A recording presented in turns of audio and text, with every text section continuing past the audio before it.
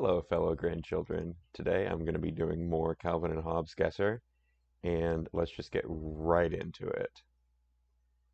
If you don't know, Calvin and Hobbes Guesser is where I prove that I have the majority of all Calvin and Hobbes strips of all time memorized by reading the first part of a strip and then trying to recite the last part of the strip without looking at it.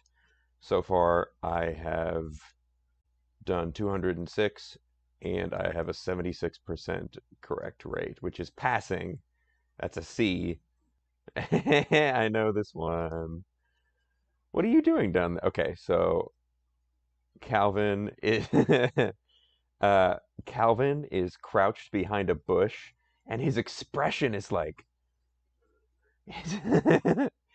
he's got one eyebrow cocked, and he looks very perturbed. And his mom is wearing a nice checkered, or not checkered. I'm stupid.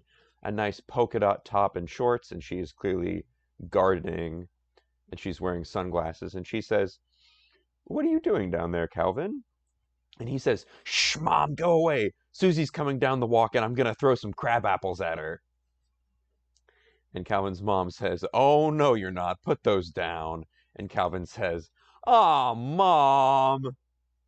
And his mom says, "Don't throw crab apples at anyone. They're hard and they could really hurt someone." Calvin says, "Okay, okay."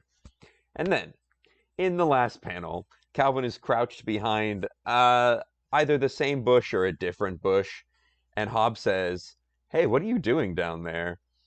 And Calvin says, "Shh, I'm gonna throw this old rotten tomato at my mom." Damn it. I was I was close enough. It's not Hobbes, it's Susie Durkins, but I'm still extremely close. What are you doing down there, Calvin? Shh, Susie, go away. I'm going to throw this squishy old tomato at my mom. So I was like 80% correct, so I'm obviously going to give that one to me. Oh no. We're already off to a great start. Calvin's dad is sitting in a nice checkered armchair. That's a little callback for you. And Calvin comes up with the smuggest look on his little face, and he's the most like self-righteous look you've ever seen. He says, "Well, Dad, it's too bad you weren't any nicer to me all these years." And his dad says, "Beg pardon." I feel really weird using a deeper voice. I'm trying to do a little bit of voice acting. I hope that was clear. If it's not clear, I'm kind of embarrassing myself. Like, what? You're not voice acting. But I digress. I try to give his dad like a deeper voice because using my normal-ish voice for Calvin makes the most sense because Calvin talks the most. But it feels weird giving his dad a deeper voice because his dad probably sounds about like me because I have a fairly deep voice. In my head, my voice is like kind of mellow, but in reality, like what you're hearing, it's kind of deep. Like in my head, it does not sound this deep. That's not news. Everyone knows that. It's about the bones in your head. Did you know that? It's about the fact that you hear your own voice through the bones in your head, and that like transfers the sound into your ear. And that's why it sounds different than if you're listening to someone who's talking and the vibrations come through the air into their ear. That's why your own voice sounds different. Just a little science for you. Okay, his dad says, "Beg pardon." "Yep, I can't say I'm particularly inclined to share my future millions with you. Here, look."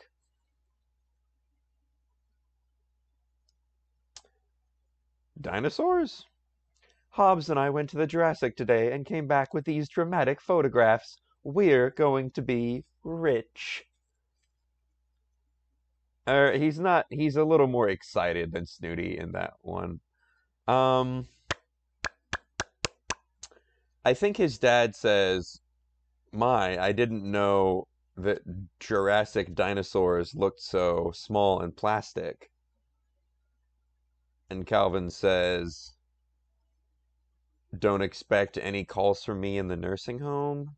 Something like that. "I didn't realize dinosaurs looked so small and plastic." And Calvin says, "Hey, what are you insinuating?" I've said this before. I try not to be a screamer. I try not to be. But if Calvin is going to yell, then I'm going to yell. Um, I got that one right because I definitely got what his dad said like perfectly, and I got that Calvin was upset with it. I didn't. My criterion is that. Did you know that criterion is the singular of criteria? Criteria is plural. A little more learning for you today. Calvin's mom is reading a book, clearly trying to relax. She's in flip-flops with her sunglasses, and Calvin says, "Hi, Mom." She goes, which is a classic response from his mom. Okay, so this is when they're on vacation, and Calvin says, "Dad's painting a picture, but it's not coming out so hot, and he's in a really stinky mood. It's like I asked him one little question, and he nearly bit my head off. I mean, it's not as if I ruined his lousy picture, right? Why should..." And his mom says, "Calvin, can't you see I'm trying to read?" And the ending to this one is just, I think it's just that Calvin says, "Gee, everyone's in a bad mood today." Like, I think that's all it really is to it. Ever notice how tense grown-ups get when they're recreating? No, I missed the spirit of the punchline. We're gonna call that one an L. Wrong. All right. Oh well, it didn't drop my percentage, but it stings a little bit, right?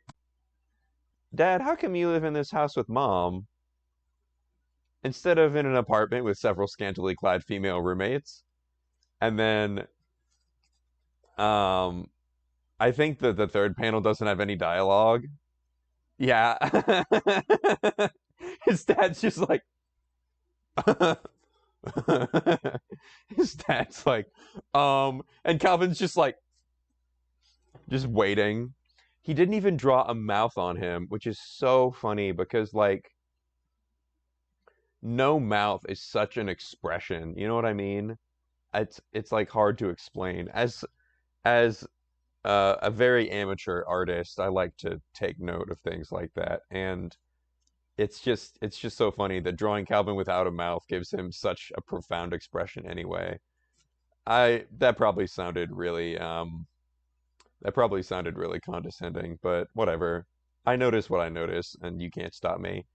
And then, oh, okay, so in the last panel, I'm pretty sure Calvin says, "Geez, every time I ask Dad a question, I always end up being the one who has to give answers."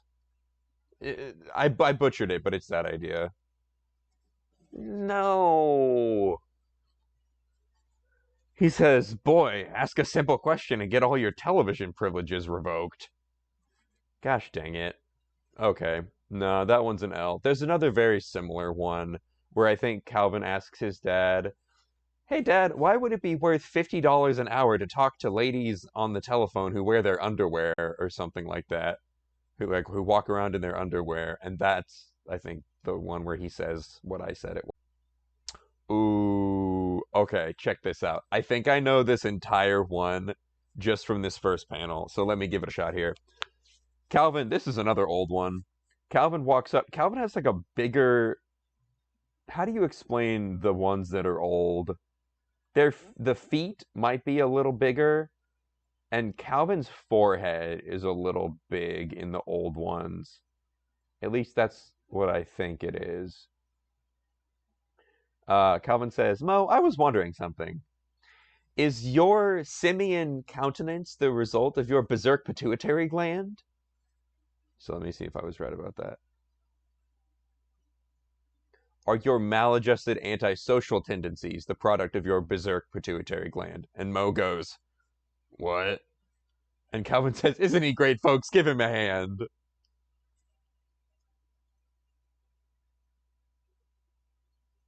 Okay. Mo says, "What?" Hey, there's the no mouth again.